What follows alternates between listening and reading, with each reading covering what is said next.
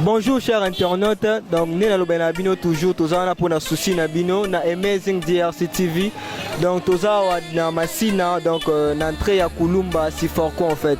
Tous na bande on a biso ya moto ba bango ba ça la désordre ba uti ko silika par rapport ya ba taxe oyo gouvernement ya Congo yo tuko baxela bango tandis que bande on a biso ya moto bazo souffrir bazo nyokwama bazo mona pasi bazo kemba na ba moyo lo la biso be esclave na bino ya Amazing DRC TV. Le tous na ndeko na biso. Bonjour papa. Bonjour papa. Boni ndeko. Nanga bien ezaka moi tracasserie auto rencontrer na Banzela ba Mikanda ba ndeko na mono za tellement chaud na ba kanda en fait. Ndeko na ndenge etake yo muta moto na ndenge kwa peso leka na ndenge marché zali situation za ndenge na terrain bo travailler dans les bons.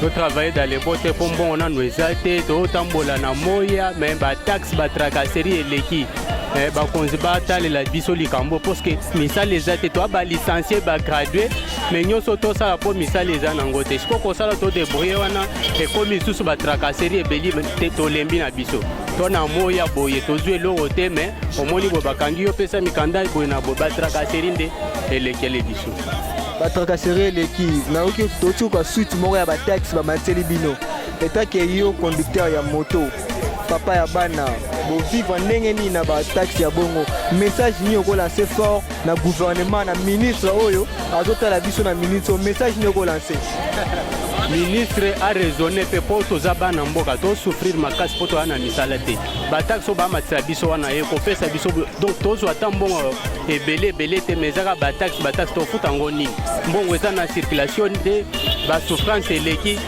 to sala ndeni mbongo eza te ko ba taxi ngo to futa na nini. Merci papa.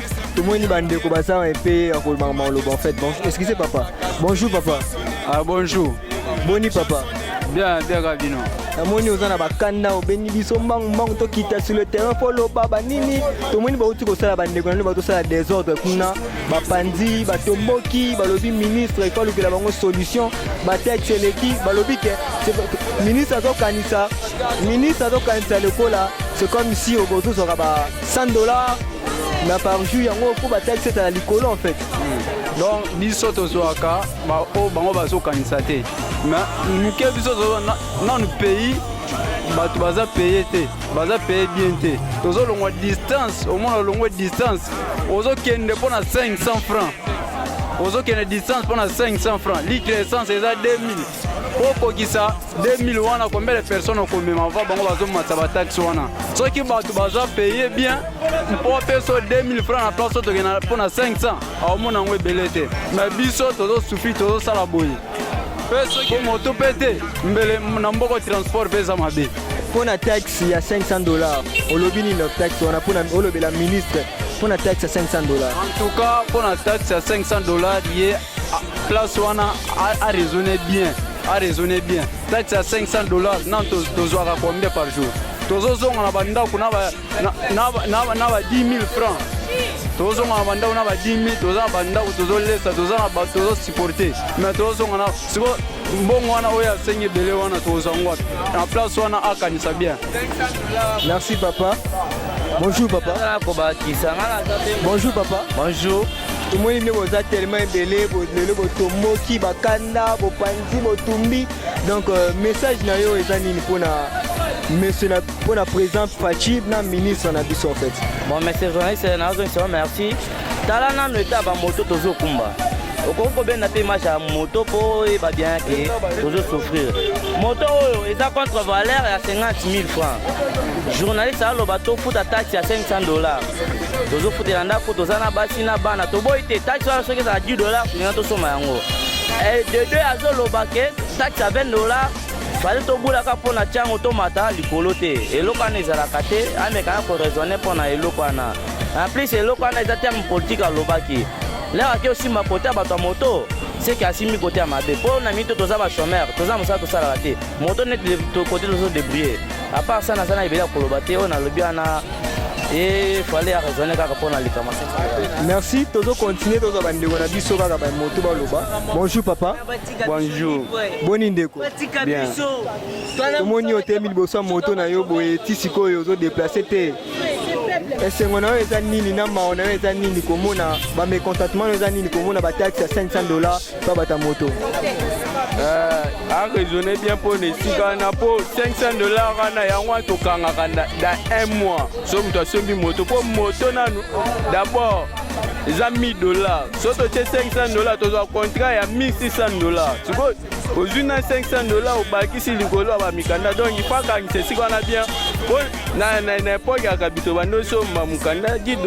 Les loto so ma $500. $500 ba kate biso na ba district eza bien te il faut quand bien pour ne cigana. Bozana bana bozo liesa bana tozo vivre ka na moto ndeti nga nazotanga ka po na moto nazotangisa baleki donc il faut organiser cigana bien. Merci papa ministre. Donc tozana bandeko na biso moto tozo continuer boni papa. Tozo madame tomoni olembika likula moto fatigué donc ça va? Non, ça ne va pas du tout. Ça ne va pas du tout. Donc pour la taxe au ministre acheté à $500 et pas la bino bata moto. Pour na yo take papa mobokoli papa ozole sabana zana ndako zofuta omoni yango ndenge nini?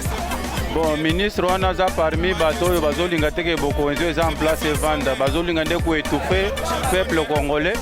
Donc bamoni ke soki ba étouffer bato ya moto ba étouffer na banzela ndenge ezali wana bato nyonso bakosilika ba se révolter contre Fati mais bokoni soki pesa meli na nzambe ezaka ya nzambe soki eza ya bato eza ya bato e batika biloko basala wana. Donc $20 yango tozongo wata $500 tozongo wata. Donc message ni opesa na gouvernement et puis obisa pe ministre message ni opesa na ministre. Tozo ebisa ministre asomba kimia alukela bana Congo kimia parce que bokonzi eza en place eza bokonzi ya kimia. Soka lingi désordre ayeba que peuple congolais pour le moment za moko. Merci papa. Donc bande baza tellement ébélé on le en fait.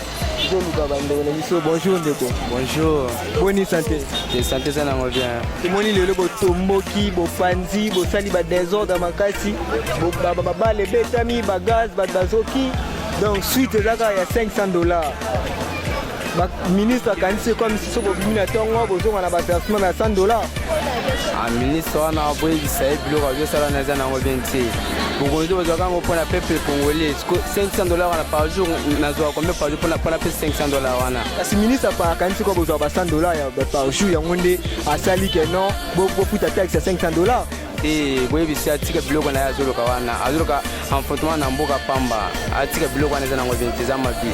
Par jour tozaka $10,000 par jour sur $500 $100 azolo bana tozaka ngo par combien de heures moto la $500 osati 19 wakati musala siko $500 wana tozwa ngonde na mayeni ni moto na moto za osomoto $300 oyokufuta $500 ya musani webisa ministre atika biloko azosala wana na ngobente za mabi atika biloko wana balinga babu mamboka batika biloko wana babebisi bapanzi basengi na ministre basengi na gouvernement na biso ya Congo bomeka pe ko revoir ka na bango en fait bandeko bazo souffrir bazo nyokama na ba moi oyo bandeko bazali banda pona ko luka ne fisque ya kolia ya bana ya bavina bango kolata na bango $500 eza trop pona bandeko na biso ya moto versement na bango eza na soki $12,000 ou $15,000 bango bazonga na ba $3,000 na bandako $500 ko futa ya taxe ko uta wapi papa ministre azalata na mapeto ozoaye ponga na yebisa ye azawa na ministre nda aza ministre wana bapesi biso musala te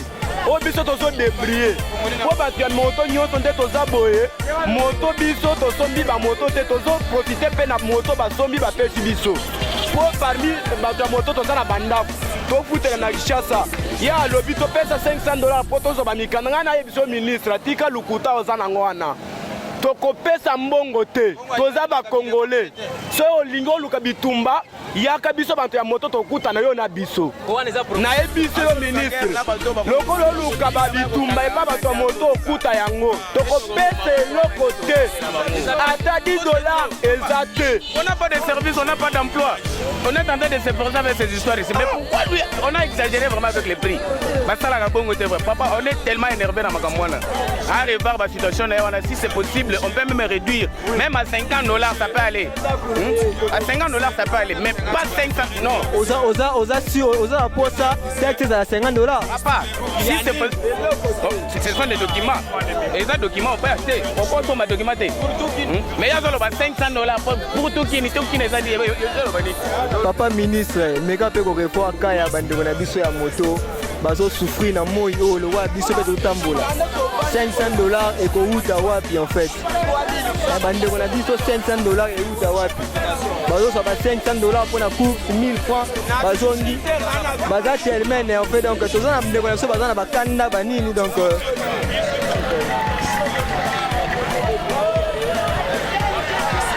bonjour papa. Mbote papa. Bonne santé. Santé normale. Na moni lelo bozana bakanda ba machette banini. Donc on papa ka ministre. Papa na ebiso ke ministre. Atala oyo.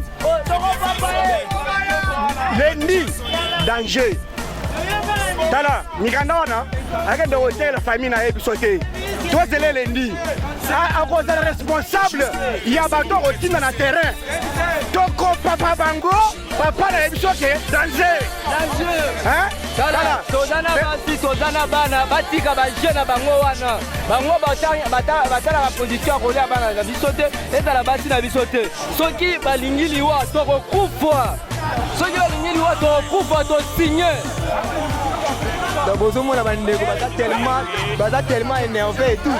Donc ça papa na biso ada tellement énervé, ba machette et tout donc machette yango papa nazolo bango na chiluba. Hein? Ouais. Tozoyebisaye misala balonga na mboka ezate. Mitu wakuto esala ba transport ebele bafutaka ba amanda wana te. Ndeni siko ba seke yende alingi batu bazo ba machette basala boye basala ba désordre. Mais il faut raisonner le rôle à moto. Ezate ke bazomona bato moto on dirait banyama na bango. Sinon lundi à rejoindre makamuna et potoza vraiment énervé de ce comportement là.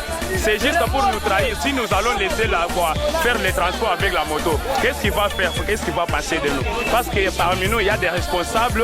On fait étudier les enfants à travers ces travaux qu'on est en train de se débrouiller. Lorsqu'il va faire ça, nous ne sommes pas des étrangers ici.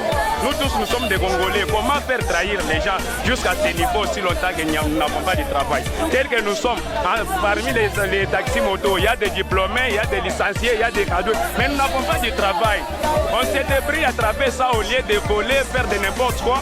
On se prépare petit à petit. Si nous aurons du travail, on va le faire. Mais ce n'est pas pour exagérer. Nous savons très bien qu'il faut acheter les documents, mais ce n'est pas 500 $ qu'il nous parle. Qu'il les raisonne étant qu'un responsable, sinon ça va chauffer.